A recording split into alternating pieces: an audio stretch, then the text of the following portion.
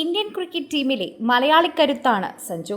അവഗണനകളെയും പരിഹാസങ്ങളെയും നേരിട്ട് ഇപ്പോൾ ഇന്ത്യക്കൊപ്പം 2 T20 ലോകകപ്പ് കിരീടങ്ങൾ നേടിയെടുക്കാൻ സഞ്ജുവിന് സാധിച്ചിട്ടുണ്ടായിരുന്നു. ഇന്ത്യയുടെ ലോകകപ്പ് ഹീറോ എന്ന വിശേഷണത്തെക്കാൾ എത്താൻ സഞ്ജുവിനായി. T20 ഫോമാറ്റിൽ ഇന്ത്യയുടെ ഓപ്പണറും വിക്കറ്റ് കീപ്പർ നിലയിൽ സഞ്ജുവാണ്. നിലവിൽ വിശ്രമത്തിലുള്ള സഞ്ജു ഏഷ്യൻ ഗെയിംസിലൂടെ തിരിച്ചുവരവിന് തയ്യാറെടുക്കുകയാണ്.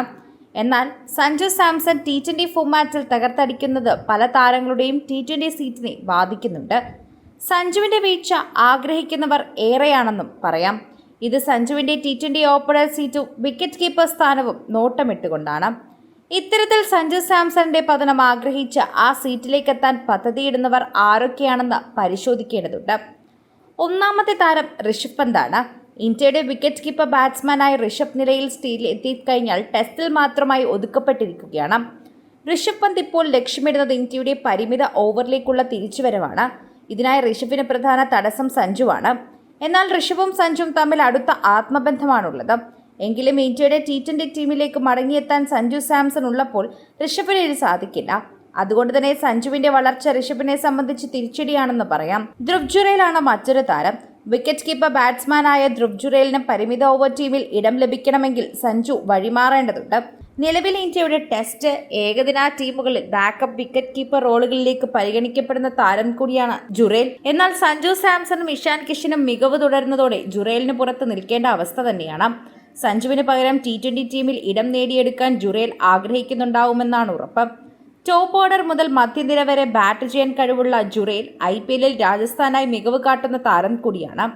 സഞ്ജുവിന്റെ അഭാവത്തിൽ വിക്കറ്റ് കീപ്പറായി വളർന്നു വരാൻ കഴിവുള്ള താരം കൂടിയാണ് ജുറേൽ എന്ന് നിസ്സംശയം പറയാം. സാംസണും അഭിഷേക് ശർമ്മയും നിലവിൽ ഇന്ത്യയുടെ T20 പ്രധാന ഓപ്പണർമാരാണ്. വൈഭവ് സൂര്യവംശി ഓപ്പണർ റോളിലേക്ക് പരിഗണിക്കപ്പെടുന്നുണ്ടെങ്കിലും തന്നെ സഞ്ജു ഉള്ളപ്പോൾ കളിക്കാൻ അവസരം ലഭിക്കുക പ്രയാസമാണ്.